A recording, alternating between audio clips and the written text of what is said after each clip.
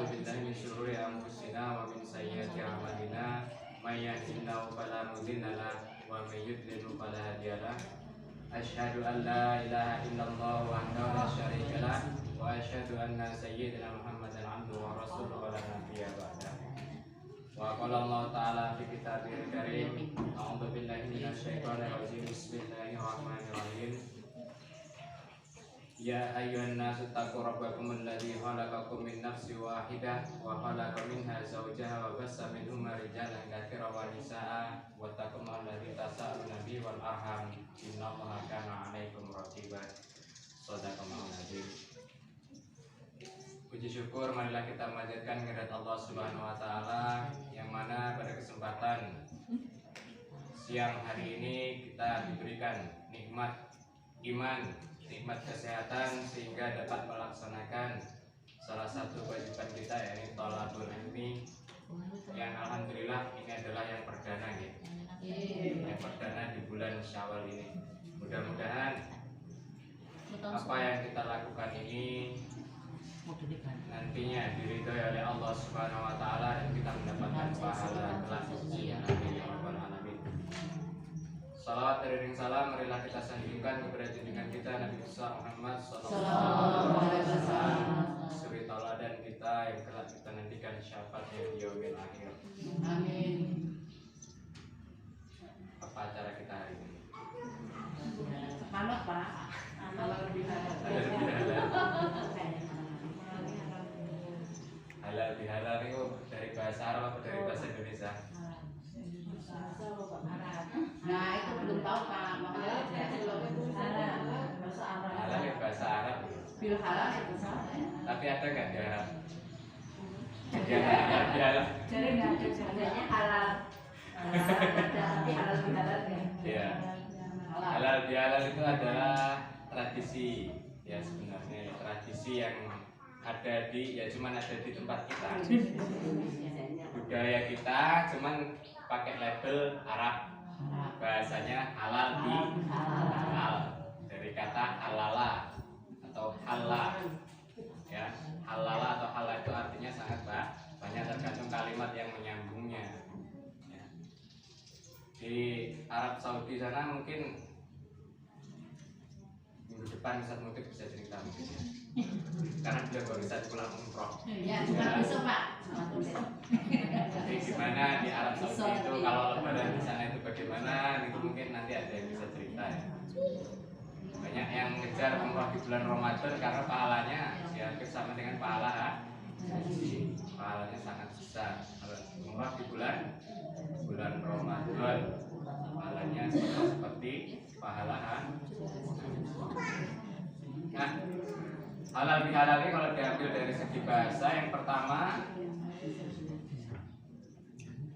dari segi kamus bahasa Indonesia artinya adalah acara maaf-maafan pada hari lebaran, sehingga mengandung unsur silaturahmi. Itu kalau diambil dari segi bahasa, dari kata halal atau halala yang mempunyai arti halala itu menyelesaikan problem atau kesulitan, meluruskan benang kusut, mencairkan yang beku, atau melepaskan ikatan yang membelenggu. Halal bihalal itu berarti ya maksudnya itu menyelesaikan suatu masalah atau meluruskan benang kusut. Benang kusut di sini banyak artinya, bisa jadi hubungan yang kusut. Hubungan kusut itu bukan hanya hubungan yang apa itu kalau muda-mudi, tapi hubungan kita keluarga ini juga ada pasang surutnya atau kusutnya, perlu diluruskan dan mencairkan yang beku. Biasanya dalam hubungan keluarga itu ya ada yang waku, yang ada yang cair. Nah ini berarti mencairkan yang beku dan membekukan bukan ya. Atau melepaskan ikatan yang membelenggu. Hubungannya kayaknya enggak kayak biasanya gitu, sesuatu yang di sini pentingnya silaturahmi. Silaturahmi itu ada yang mengatakan silaturahmi, ada yang silaturahim. Nah, apa bedanya?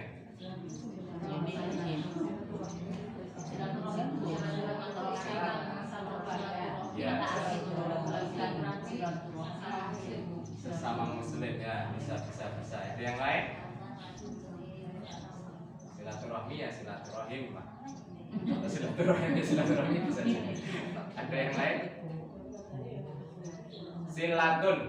Silatun itu hubungan atau menyambung.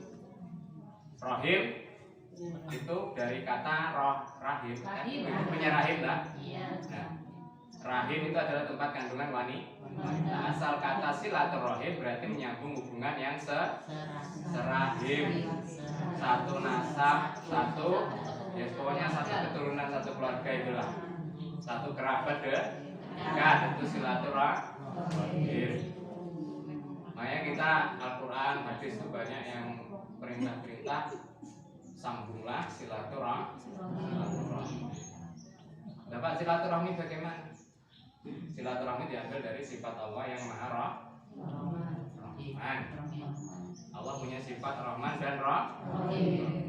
Kalau Rahmannya Allah itu kepada seluruh makhluknya, nggak peduli dia itu kafir atau Islam, dikasih semua, dikasih sayangi oleh Allah. Itu sifat Rahmannya Allah. Makanya Allah nggak pernah pilih-pilih. Oke, yang walaupun dia non muslim kaya tambah banyak ya. Sekarang ini yang muslim kaya juga Pak. Yang non muslim miskin ya banyak. Yang muslim miskin ya Pak. Tapi semua dikasih oleh Allah. Sing duting Gusti Allah niku nggih kathah. Tapi tetap dikasih oleh Allah. Banyak sekali. Sifat Rahmannya Allah itu kepada seluruh makhluknya di dunia. Garis bawahnya dunia semua dikasih oleh Allah karena dijamin dalam Al-Quran. Seluruh hewan melata saja dijamin rezekinya oleh Allah. Apalagi kita manusia mau mencari atau ya. Karena takdir itu, kalau bahas takdir, makanya takdir itu rukun iman ke-6 itu emang agak ruwet. Maksudnya apa? Ya agak sulit pemahamannya. Dari yang pertama kita harus memahami dulu iman kepada malaikat, kitab, rasul, hari kiamat, baru memahami qada dan qadar. Memang diletakkan di urutan ke-6 itu memang nanti saya jelaskan, makanya takdir itu nomor 6 gitu. Ya. Ada orang takdirnya Allah itu seluruh manusia punya jodoh. Kalau ada yang sampai meninggal dia enggak berjodoh. Ya, itu salah satunya. Terus takdirnya Allah ya, ada yang kaya, ada yang miskin. Bagaimana caranya yang miskin itu bisa menjadi kaya? Kalau yang kaya menjadi miskin nggak usah kita bahas, sudah banyak caranya. Kita kembali kepada silaturahmi.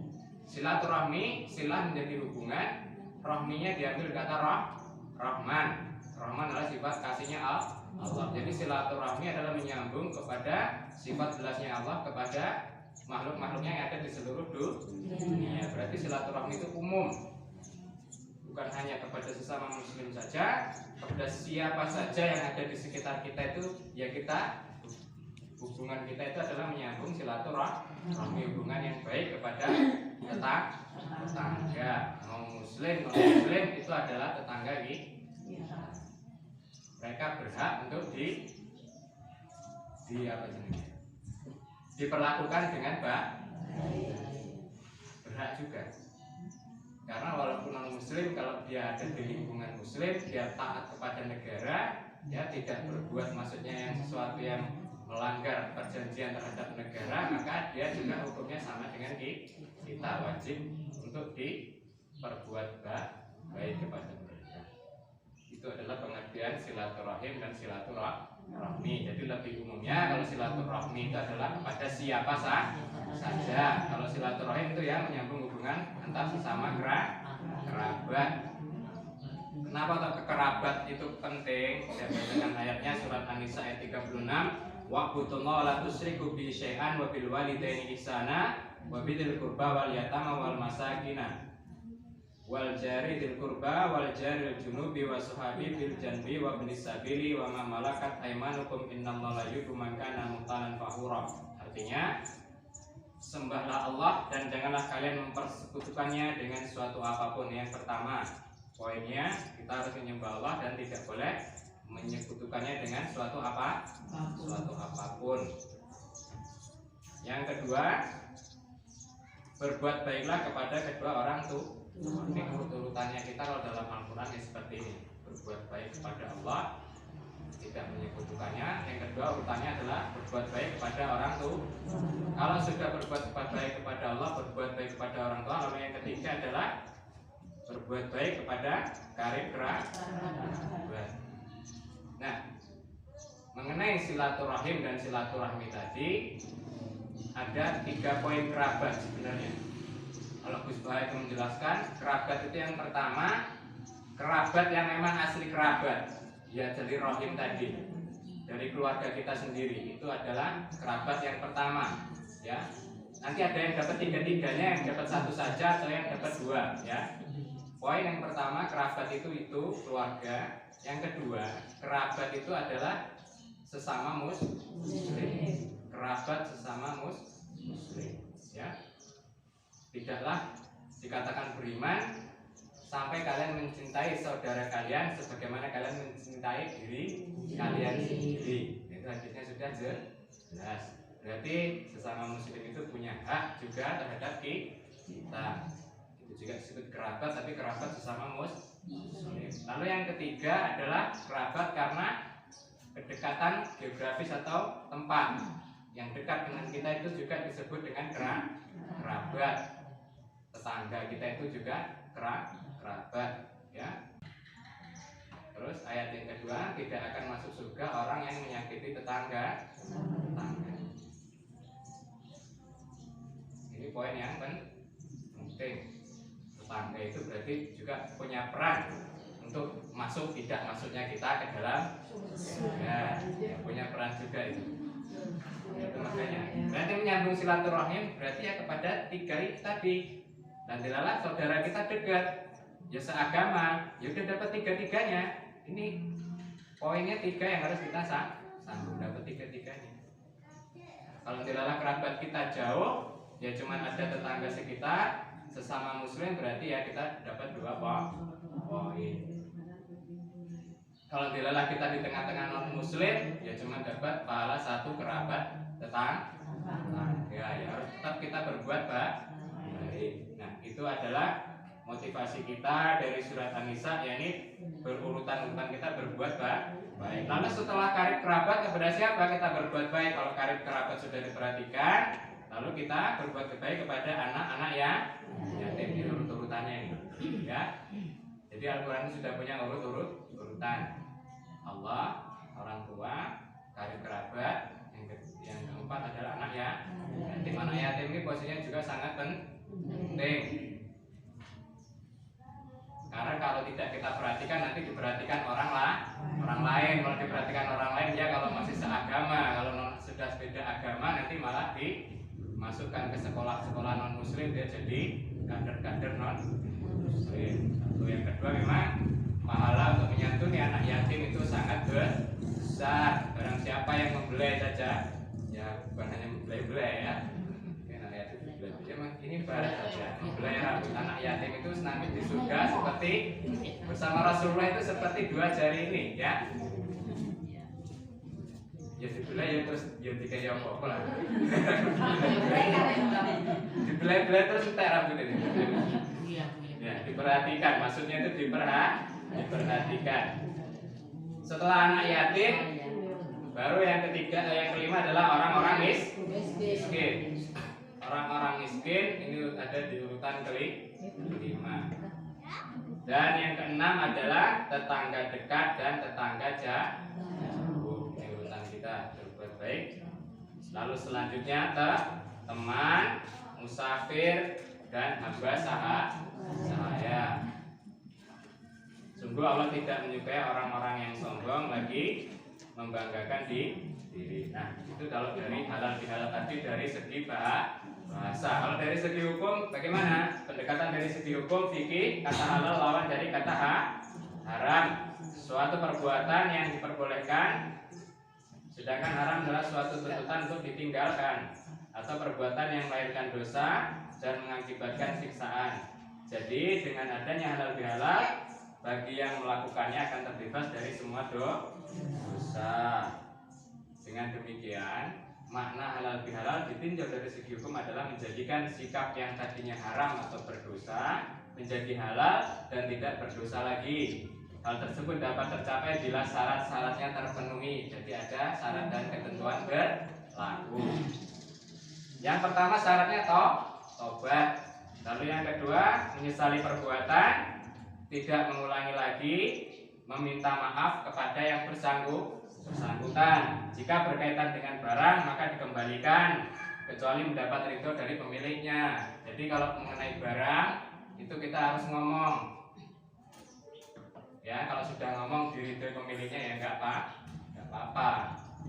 Kalau hanya sekedar misalkan ya bukan sekedar. Misal kita gibah atau apa-apa ya nggak usah disampaikan. Nanti bersalaman, maaf-maafan, yuk kemarin saya gini nanti malah nambah dosa lagi. Oh sampean loh sing ringan, nggak usah ya, kita salaman, kita maaf-maafan. Tapi kalau mengenai barang ya harus disampaikan. Misalkan kemarin lewat ke kebun terongnya, terus nggak sengaja tangan kita nyangkut terong itu ternyata sekresek nyampe rumah, terus kita lupa. Nah ya itu kita harus sampaikan karena ini mengenai barang. Ya nggak apa-apa disampaikan. Untuk apa? Untuk meminta kehalalannya.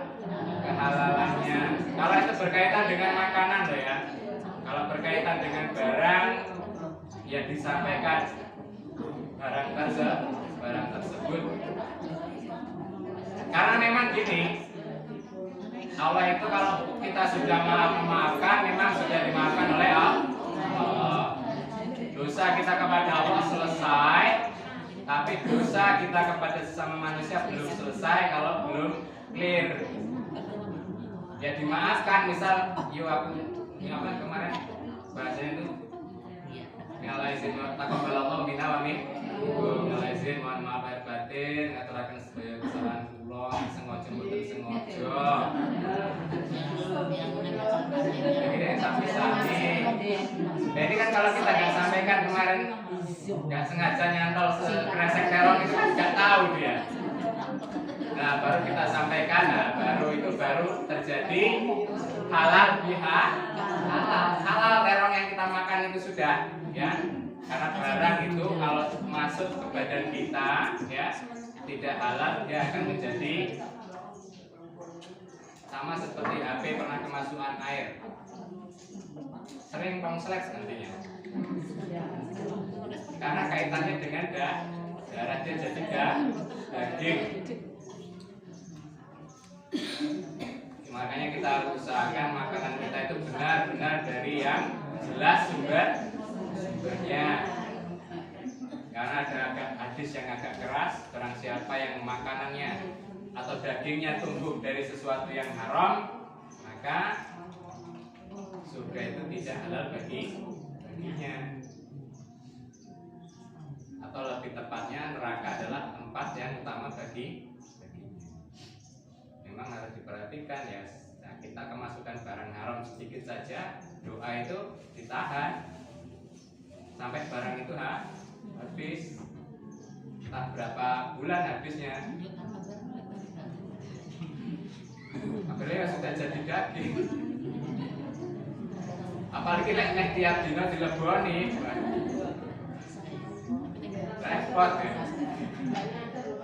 Nah itu makanya kalau tidak sadar tidak ada hukum, kita tidak tahu kalau tidak tahu. Tapi kalau kita pas sadar kita tahu bahwa itu ya bertahu.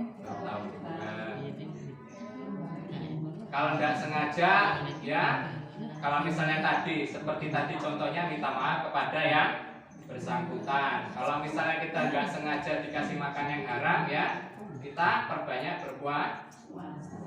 Karena puasa itu membakar dosa-dosa, termasuk membakar ya. Makanya kan kalau puasa benar-benar puasa kan agak kurus sebenarnya.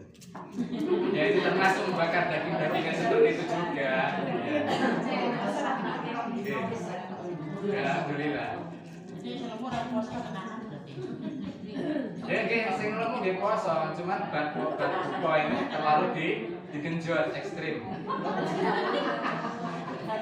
Atau habis lebaran kemarin ya, saya kemarin kurus, terus terang lebaran tuh kurus, puasa ya 10 hari lah barusan ya, lebaran ini langsung lonjak tak berapa kilo ya.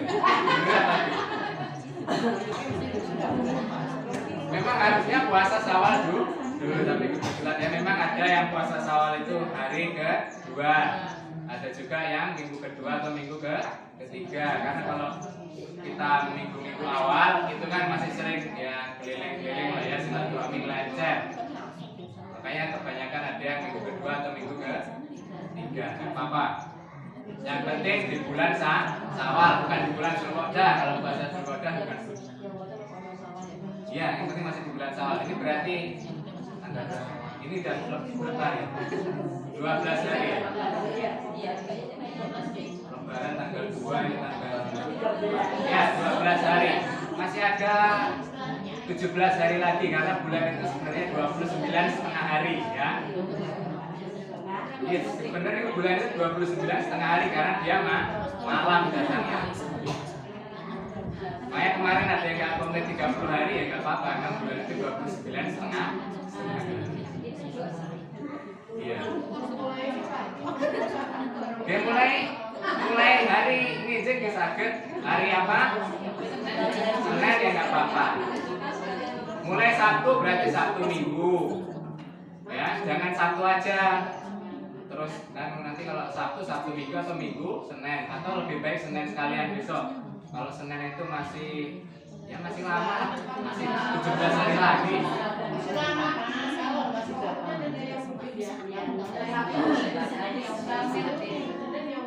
Nah itu gimana nih?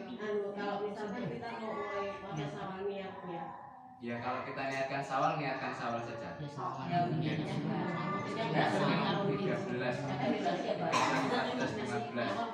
Yang pertama kita niat puasa Syawal ya.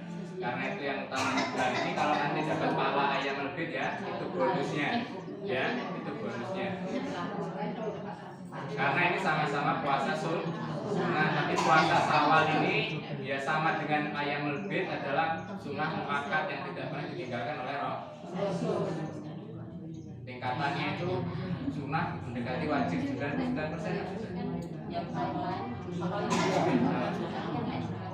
Tapi tergantung kita, maksudnya pengaturan waktunya yang tidak memberatkan. Kalau mulai Senin sampai Sabtu berat ya, Senin, Rabu, Jumat bisa. Sering-sering bisa. Oke, kita aja mulai deh. Insya Allah boleh juga mulai nanti. Insya Allah hari Senin. Kemarin mau mulai kayak sempat. Mau mulai ke telepon pengajar aja. Pahalanya sangat besar. Tapi kemarin yang masih punya utang ya tahu dulu. Ya.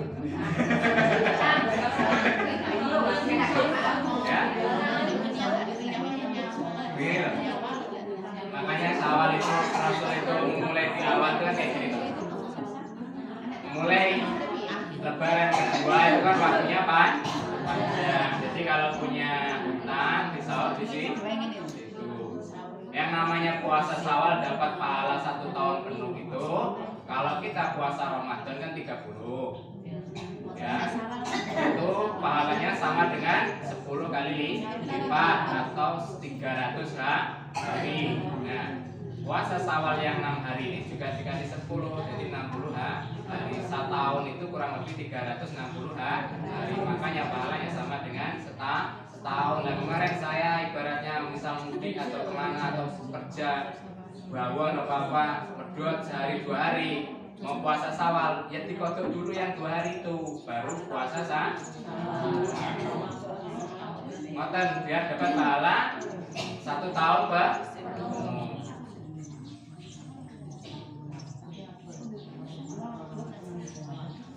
Ya. Lalu yang ketiga,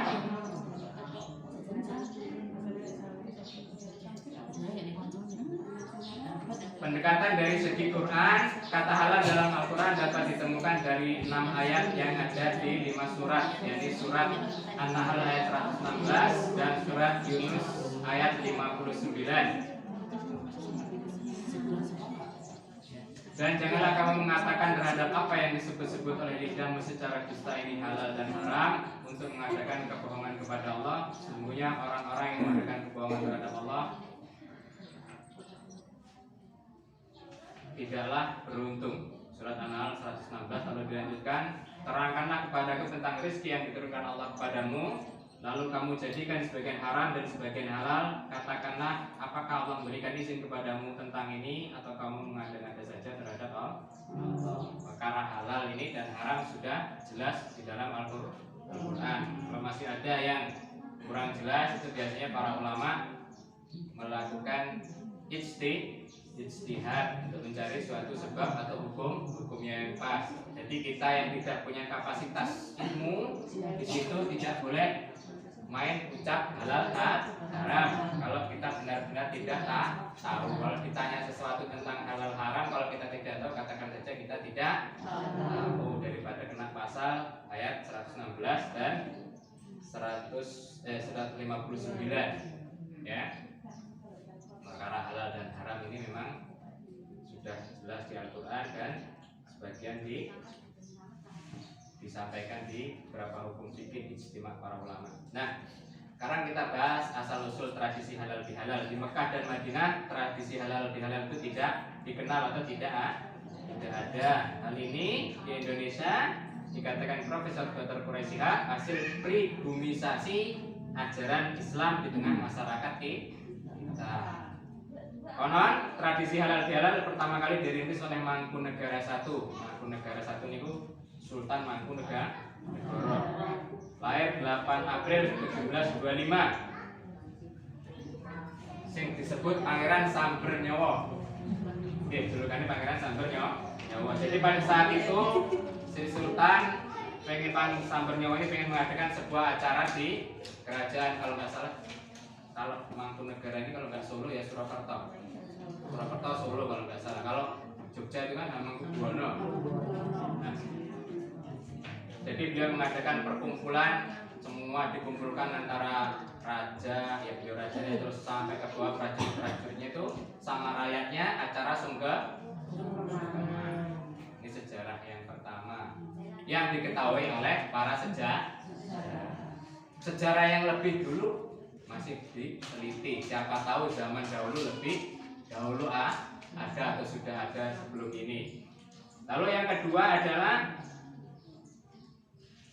pada masa revolusi kemerdekaan, di mana Belanda datang lagi tahun 1946-1947, itu Belanda datang lagi ke Indonesia. Nah, dalam acara itu seluruh tokoh menghubungi Soekarno pada bulan puasa tahun 1946 agar bersedia di hari raya Idul Fitri yang jatuh pada bulan Agustus menggelar pertemuan dengan mengundang seluruh komponen revolusi.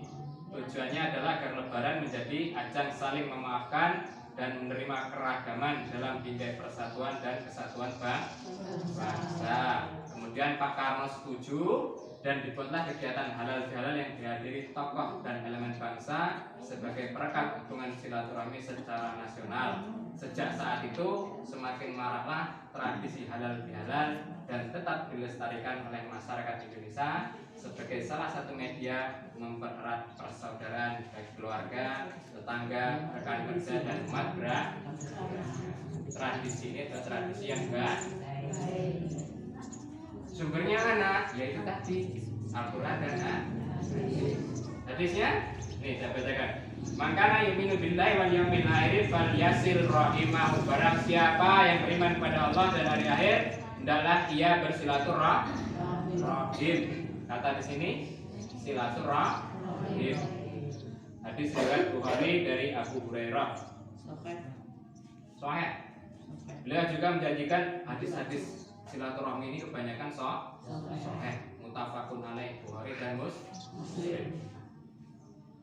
Terus beliau juga menjanjikan bahwa di antara buah dari silaturahim adalah keluasan rezeki dan umur yang panjang. Saya bacakan. Man ahabba ayyubsata lahu fi rizqi wa yunsalahu fi asari falyasir rahimahu. Barang siapa yang menginginkan untuk diluaskan rezekinya serta diundur ajalnya, hendaklah ia bersilaturahmi. Mbah, sing ajeng diundur ajale silakan bersilaturahmi atau silaturahim. Tuh Pak, kok bisa? Makanya saya jelaskan sekarang takdir itu urutan iman ke 6.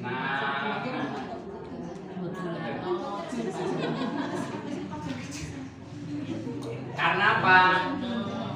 Karena nanti tubuhkan dengan firman Allah yang di Al-Quran, Quran surat Al-A'raf ayat 34. Walikuli ummatin ajalin fa idza jaa ajalum la yastakhiruna sa'atan wa la yastaqdimun. Setiap umat mempunyai ajal. Apabila ajalnya tiba, mereka tidak dapat meminta penundaan atau percepatan sesaat pun.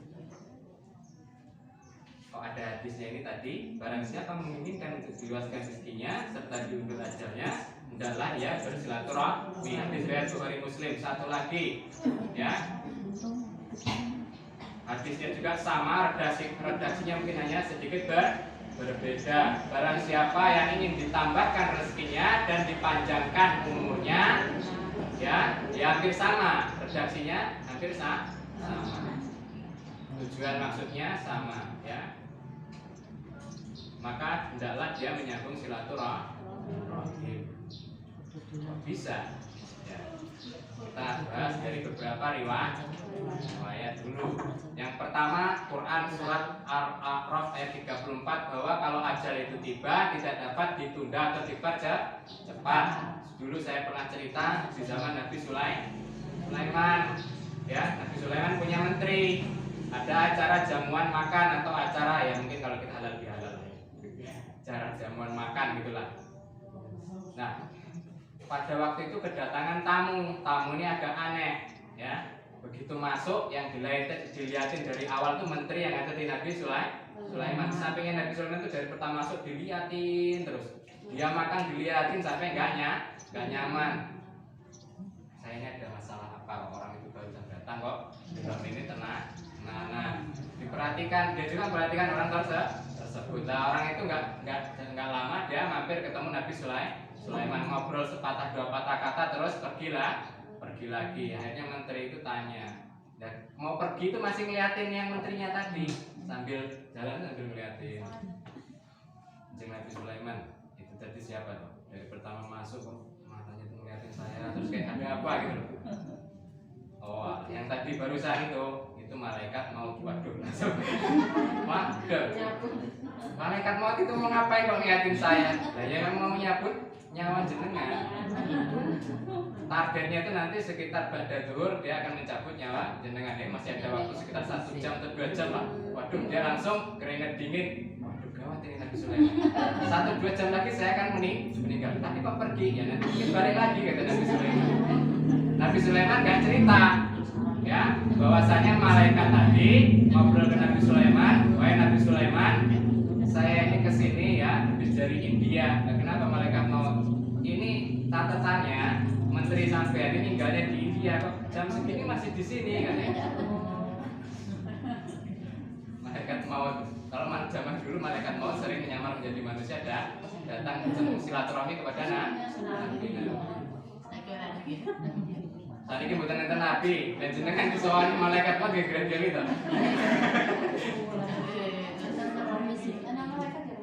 Ya. Ya sering dia silaturahmi, cuman kita tidak melihat itu untungnya. Ya. Malaikat maut kira-kira marang siro panglire malaikat Arab nyambut nyawa.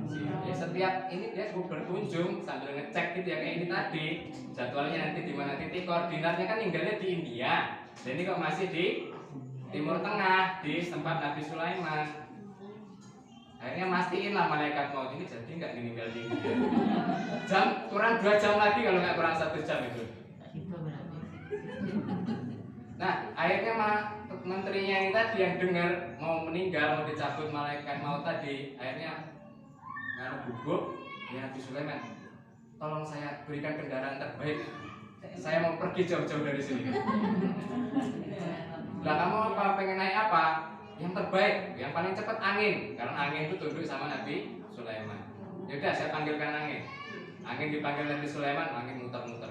Tapi kok bisa dinaik? Yaitu mujizatnya Nabi Sulaiman. Angin itu bisa diajak ngomong. Jadi kalau ada yang ngentut pas pengajian Nabi Sulaiman, konangan sih, masih laporan. Akhirnya angin dipanggil, silakan menteriku naik ke angin ini. Kamu minta dibawa kemana? Saya minta dibawa ke tempat yang paling jauh dari sini, katanya. Angin buat dia ke tempat yang paling jauh dari sini, kata Nabi Sulaiman. Angin itu kabur, bus, bawa mampir ke India. Pas malaikat maut nunggu di situ. Nah ini datang, katanya.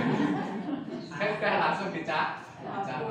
Riwayat ini nggih soalnya walaupun kita sampaikan dengan seperti ini, tapi riwayat itu soalnya disampaikan oleh Rasulullah SAW. Ini bahwa apabila ajal itu datang tidak dapat diundur dan tidak bisa dimajukan, mau dia kabur kemana? Kabur ke sana malah ketemu. Ya pas, memang tempatnya di situ. Ya ada catatan. Nah yang kedua, masih ingat cerita saya waktu zaman Nabi Ibrahim. Jadi Rasulullah pernah bercerita, Rasulullah bercerita kepada sahabat bahwa dahulu zaman Nabi Ibrahim, ya kayak gitu juga ceritanya. Malaikat maut nyamar menjadi manusia. Ya biasa, malaikat itu adalah makhluk yang sering bersilaturahim, baik kepada sesama malaikat maupun kepada para nabi. Ada kunjungan ke Nabi Ibrahim, ya itu juga ceritanya. Assalamualaikum, waalaikumsalam. Ribun, Mas Malaikat. Ya saya pengen ngobrol-ngobrol aja Nabi Ibrahim. Ada kepentingan apa malaikat mau datang ke sini? Saya ini pengen nyabut itu loh. Salah satu umat jenengan yang di depan rumah itu pojokan ini.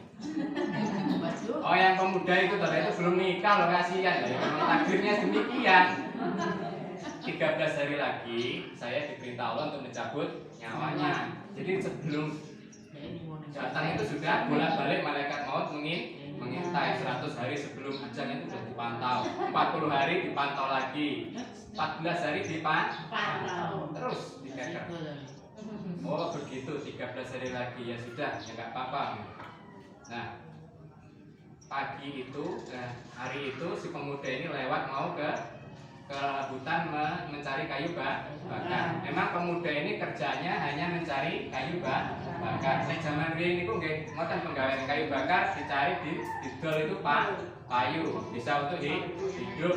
Nah, ketika dia mau mencari kayu bakar ke hutan, dia itu membawa sepotong roti untuk bekal dia lah nanti di hutan. Nah, ketika di tengah jalan dia itu bertemu dengan seorang yang sangat membutuhkan makanan tersebut. Entah itu misal dengar suara anak nangis-nangis terus ditengok kelaparan atau gimana, atau bisa ada pengemis saya lupa. Nah dia berikan makanannya itu untuk si orang membutuhkan tadi. Nah setelah itu dia pergi ke. Nah ketika di hutan dia ngambil kayu bakar, ngumpul kayu bakar nih. Cuma takdirnya dia itu kan matinya digigit ular. Nah, takdirnya dia matinya digigit. Nah, ketika sudah mengumpulkan kayu bakar, dia capean mungkin istirahat sebentar. Nah, waktu istirahat itu ular itu masuk ke dalam kayunya itu. Memang takdirnya itu tulisannya dia nanti manggul kayu, ularnya keluar, dipatok palanya mati. Tulisannya seperti itu. Dengan takdirnya ada tulisannya. Semuanya itu sudah dicatat lengkap loh kita ini.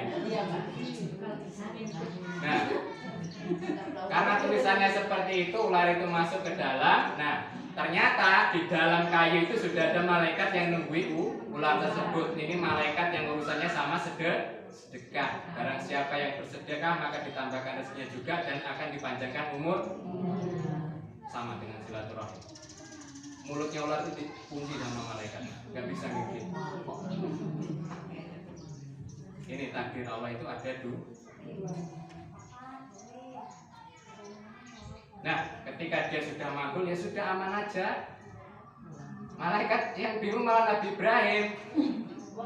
13 hari kok masih hidup aja ini. Lewat 13 hari 40 hari masih hidup aja gimana malaikat maut.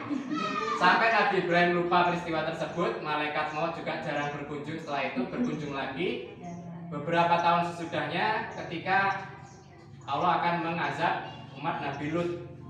Oke, atau Nabi Lut, oke? Nabi Lut itu umatnya yang laki seneng laki, perempuan seneng perempuan. Saking jengkelnya Gusti Allah umatnya itu diazab yang belum pernah ada azab sebelumnya yang sekeras umat Nabi Lut. Saking jengkelnya Gusti Allah itu. Masalahnya nggak umum. Nah, umumnya kan lanang kalau wedok, wedok kali lanang. Itu lanang dulu kalau lanang, wedok kali wedok. Bukan seneng Gusti Allah sing ngoten. Nah, Nabi Lut itu kenapa masih saudaranya Nabi Ibrahim? Datang lagi malaikat Israel sama malaikat Mikael. Biasanya ini pasangan nih yang kali ini. CS. Assalamualaikum. Waalaikumsalam. Ganti wajah, beda lagi. Ganteng. Ada tamu ini kata Nabi Ibrahim pada Nabi Ismail. Ismail tolong potongkan sapi yang di belakang itu apa kambing, potonglah pada tamu nih kayaknya tamu. Belum pernah kesini kayaknya nih. Potong, dihidangkan, mateng nih kok. Kok gak belum mangan tamu begini? Ada apa? Berarti ini bukan manusia. Akhirnya ditanya. Jenengan iku sinten? Saya ini malaikat maut dan malaikat Mikail. Ada urusan apa? Saya hanya mengabarkan ya Ibrahim bahwa besok saudaramu itu, umat saudaramu akan diazab oleh Allah begini. Nah, terus gimana saudara saya nasibnya? Insya Allah Nabi Lut selamat kecuali istrinya dan anaknya. Sebagian anaknya tidak selamat karena termasuk golongan mereka. Itu loh, istri Nabi bukan selamat. Yang selamat hanya Nabi Lut dan beberapa anak. Ya, ngobrol-ngobrol panjang terus Nabi Ibrahim kelingan. Ya Allah malaikat maut, saya dulu ingat loh. Sampai dulu pernah kesini katanya mau nyabut nyawa itu loh, pemuda itu yang 13 tahun ternyata sudah umurnya berapa puluh tahun gitu kan. Sudah punya anak, menikah ya, punya anak. Itu pribun ceritanya. Ya, itu akhirnya diceritakan oleh malaikat maut kepada Nabi Ibrahim. Ketika saya menyabut nyawanya, ternyata di situ ularnya sudah dibungkam oleh malaikat satunya. Ya. Jadi tidak terus saya lapor kepada Allah, tidak apa-apa ya, kata Allah Subhanahu wa ta'ala kepada malaikat maut ya, tidak apa-apa karena sesungguhnya sedekah itu dapat memperpanjang umur. Ini masalah takdir. Jadi begini, kalau dijelaskan sebenarnya ada takdir yang tidak bisa dirubah yang ada di Lauhil Mahfuz. Ya, saya bacakan ayatnya. Yamhullah mayasa wa yusbitu wa indau umul kitab. Allah menghapus dan menetapkan apa yang dikehendaki. Jadi Allah bisa menghapus dan menetapkan apa yang sudah ditakdir. Dan di sisinya terdapat umul kitab Lauhul Mahfuz. Lauhul Mahfuz itu hanya Allah Subhanahu wa ta'ala yang mengetahui. Nah, catatannya mungkin begini. Takdir seorang ini umurnya 100 tahun. Dikasih catatan ke malaikat maut. Malaikat maut ini umurnya orang ini 100 tahun. Kalau dia mau bersedekah, dia mau menjalin silaturahmi. Kalau nggak mau itu, takdir yang kedua umurnya 60 tahun. Bisa jadi seperti itu. Dan Allah Maha tahu nanti kita itu milih yang 100 apa milih yang 60. Semuanya itu pasti Allah Maha tahu. Memang kalau di cerita-cerita itu seakan-akan kayak di cerita yang ini ya, di riwayat yang diceritakan Rasulullah kepada sahabat bahwa nanti ada seorang itu yang tidak ada amal kebaikannya di catatan para malaikat di sidang. Ya Allah, ini tidak ada amalan catatan kebaikannya sama sekali. Coba dicari lagi. Bahasa Allah kepada malaikat, padahal Allah lebih tahu. Ya ada ini ya Allah, cuma ada ini satu. Oh ada satu. Dia itu selalu memaafkan orang yang sering menyakitinya atau dia tidak punya rasa dendam. Namun niku mawon, dan itu yang menyebabkan sifat rahmat Allah turun kepadanya. Dan itu juga adalah takdirnya Allah.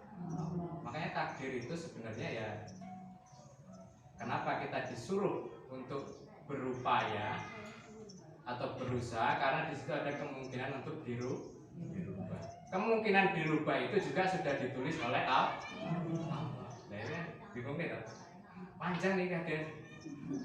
Misal saya ditakdir oleh Allah, misalkan saya sakit parah.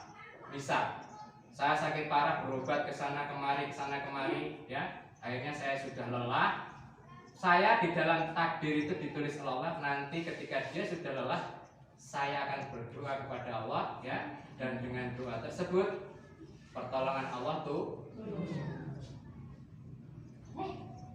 Itu takdir yang pertama. Takdir yang kedua, saya berputus asa kepada Allah. Nah, itu bisa jadi tuh. Nanti mana yang kita pilih, Allah lebih tahu mana yang akan kita pilih. Makanya Pak,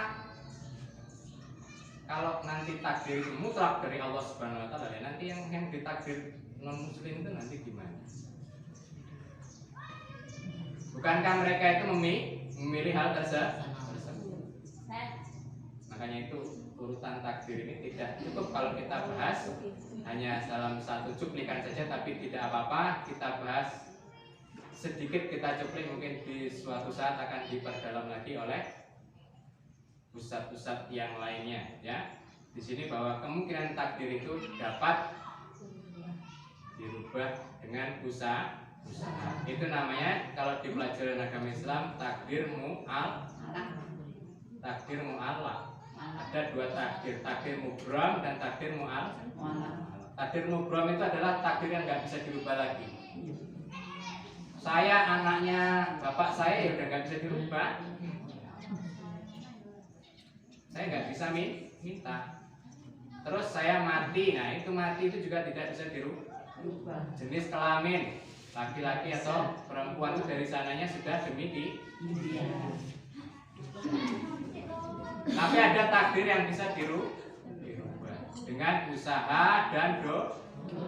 Yaitu tadi salah satunya. Karena itu kita, karena masih ada potensi atau kemungkinan untuk dirubah, di situ banyak sekali hadis-hadis yang menyarankan kita untuk melakukan perbuatan yang dengan perbuatan tersebut kemungkinan kita bisa, takdir kita yang buruk bisa dirubah.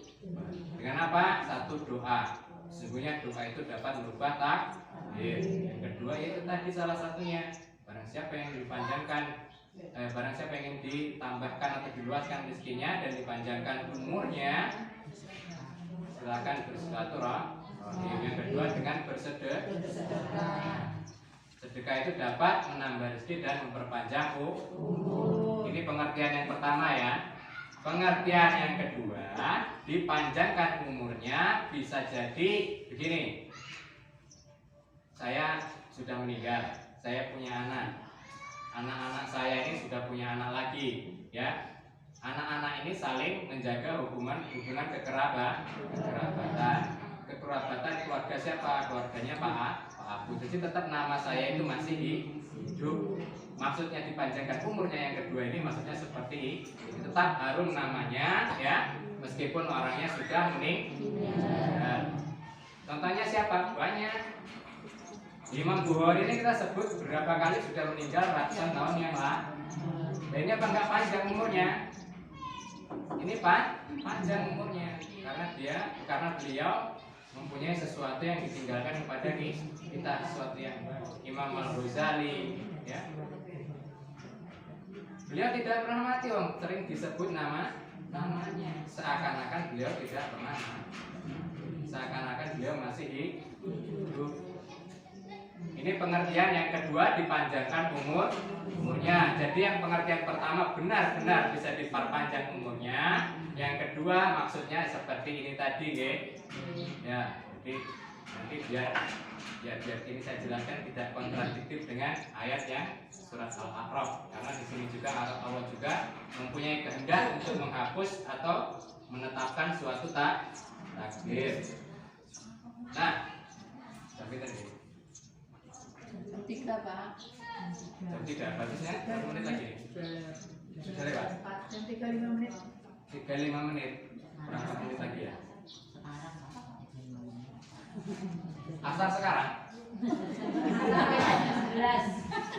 Asar 15 lewat 17, sekarang 15 lewat 5. Oh, berarti masih ada waktu 5 menit. Baik, 12 menit lagi. Pasti Pak. lanjut di presin.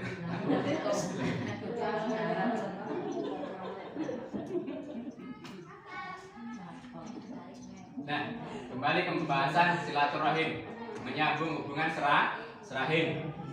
Allah berfirman dalam hadis qudsi. Jadi Allah berfirman itu ada dua, berfirman yang dijadikan kitab, yakni wahyu, yakni Al-Quran. Firman Allah yang tidak termasuk wahyu itu disebut hadis qudsi. Jadi perkataan Allah yang disampaikan kepada Rasulullah disampaikan lagi kepada kita selain Al-Quran. Barang siapa yang menyambung silaturahmi atau silaturahim maka akan menyambung dengannya. Allah akan menyambung hubungan dengannya. Dan barang siapa yang memutus silaturahmi maka aku akan memutuskan hubunganku dengannya. Ini hadisnya. Maksud buatan Bu menyambung, Bu. Nyambung itu berarti ada sesuatu yang harus disambung. Yang tadinya hubungannya kurang baik disambung jadi baik. Yang mau nih buat enten kabar, nah itu yang dimaksud dengan menyambung silaturahmi.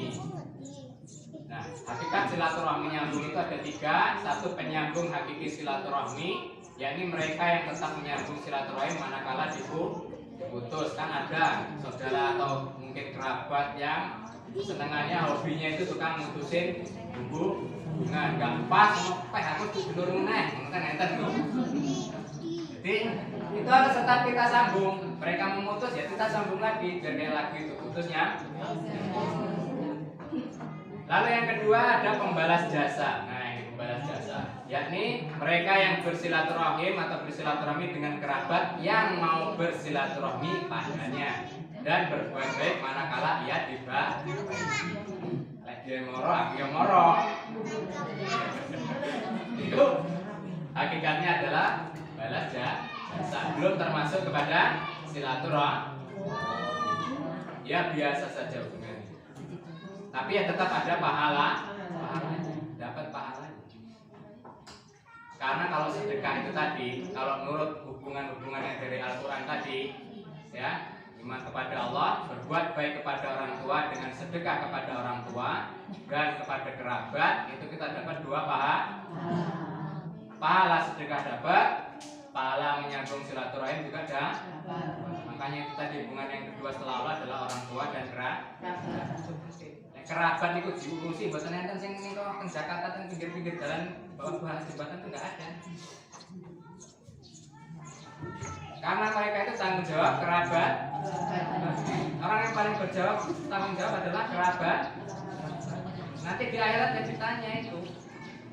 Yang pertama tanya orang tuanya dulu. Kok bisa begini, gimana ceritanya? Jelasin wajah. Dulure nang ndi iki? Dulure tekane niku, makane ribet niku urusan iki mengke dumbon. Makanya sidang di padang masa tuh lama. Walaupun kita didaulat nanti insyaallah yang didahulukan sidangnya. Kenapa?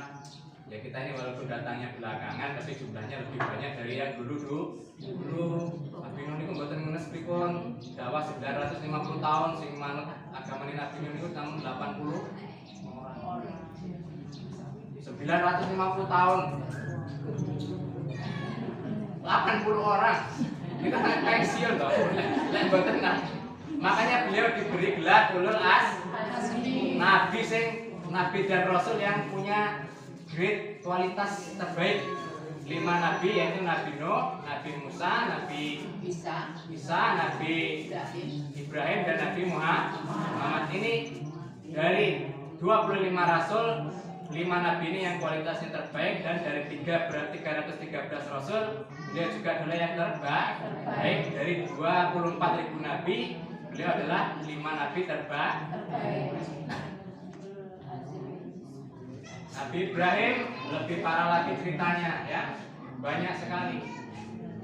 Nabi Musa umatnya dewi tukang ngeyel. Nabi Musa juga orangnya agak ngeyelan juga kadang-kadang. Wajar kalau umatnya juga ngeyel. Bani Israel itu kan ngeyelan. Sudah jelas-jelas perintahnya kan beli sapi, dadak tekon sapi ini sing piye. Gusti Allah ya dengan bisa sapi ini sing kudu kok ngene iki warnane kuning. Warnane kuning sapi ini pun Gusti Allah niki dapat sapi warna kuning terus sapi ini lanang apa wedok? Sapi ini sing wedok. Terus niki pripun sapi ini sing wedok niki? Sing pernah dibajak sawah atau dereng? Yang belum pernah buat bajak sawah. Dan niki pun angsa. Terus pripun meneh niki sapi ini? Sing cacat apa sih? Sehat mboten cacat. Yang tidak ada cacat sama sekali. Dan sudah itu terus ini dapetin sapinya di mana?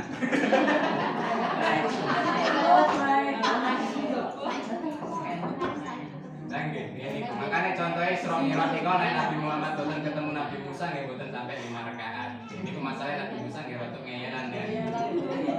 Nabi Muhammad 50 rakaat umat saya dulu ya Allah.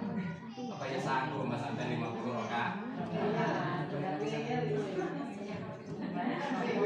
Nabi Muhammad itu bukannya apa, cuman takzim kepada Nabi Musa, hormat dia itu. Oke, Nabi Musa. Statusnya masih tua Nabi Muhammad. Makanya Nabi Muhammad nanti didahului. Karena penciptaan yang pertama itu adalah Nabi Nur. Nurnya itu adalah Nur Muhammad.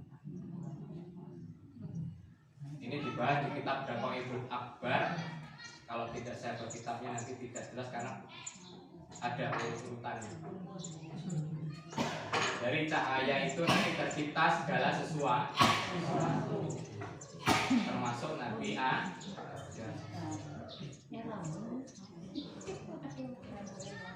Nah, itulah salah satu sebab kita nanti dihisab duluan karena jumlahnya umatnya Nabi Muhammad adalah yang paling banyak.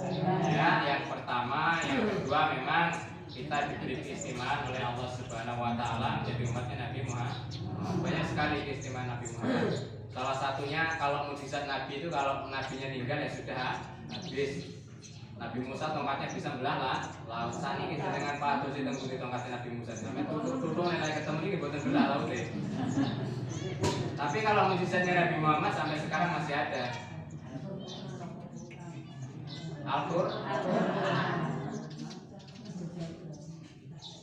Al-Quran itu adalah salah satu mukjizatnya Nabi.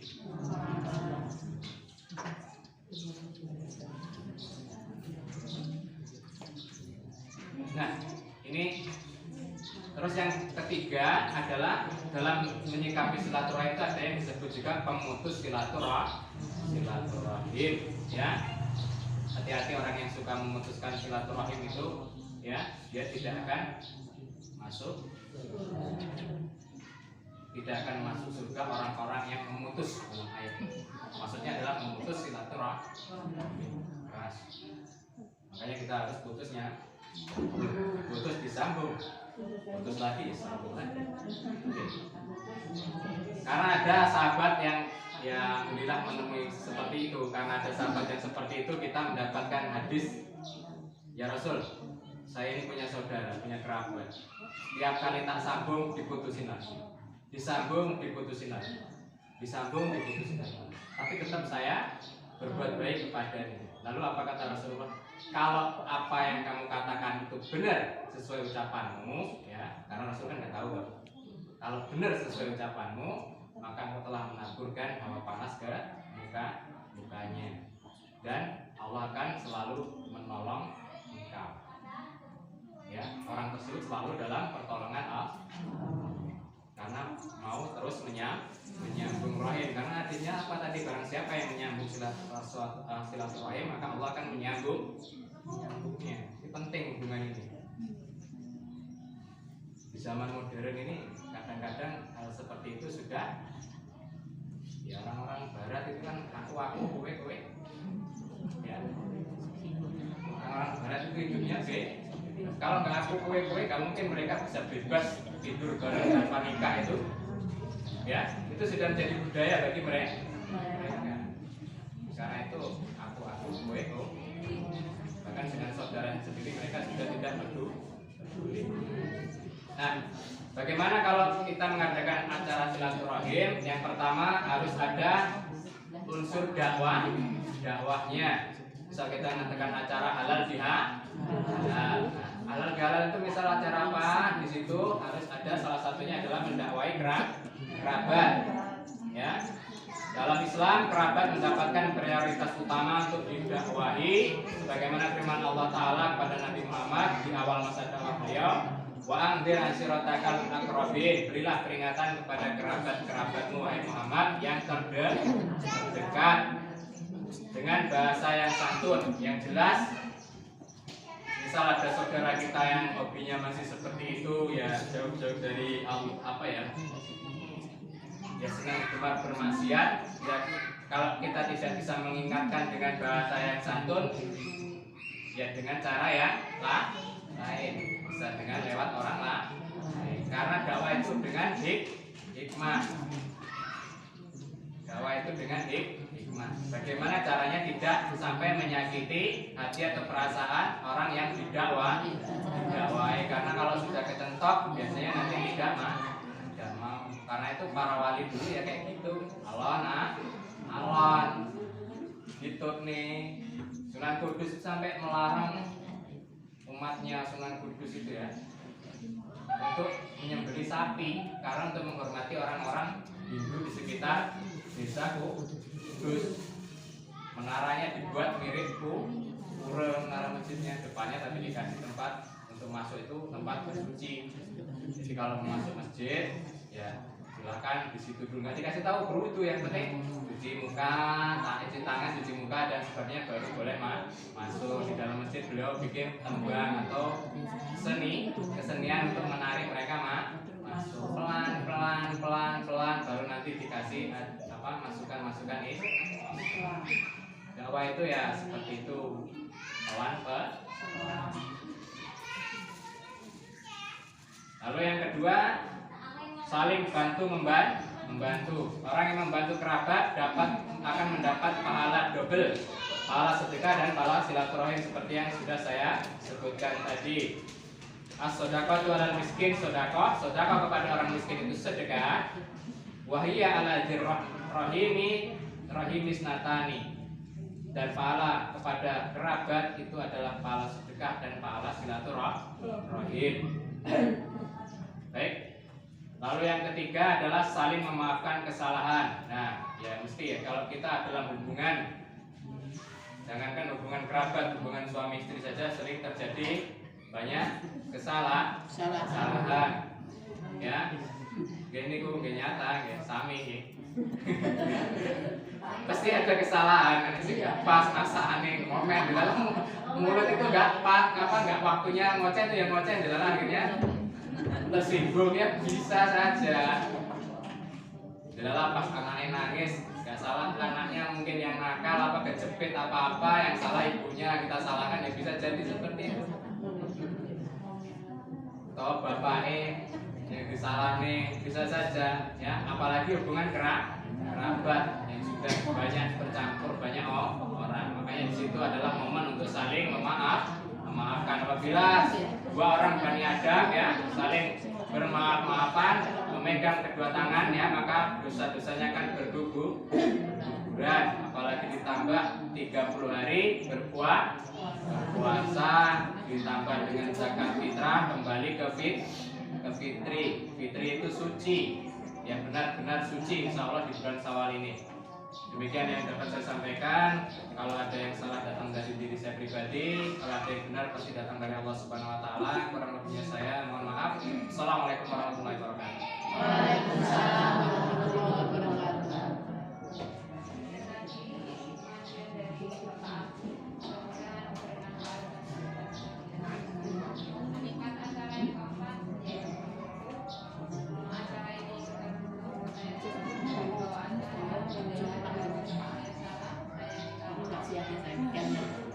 Yang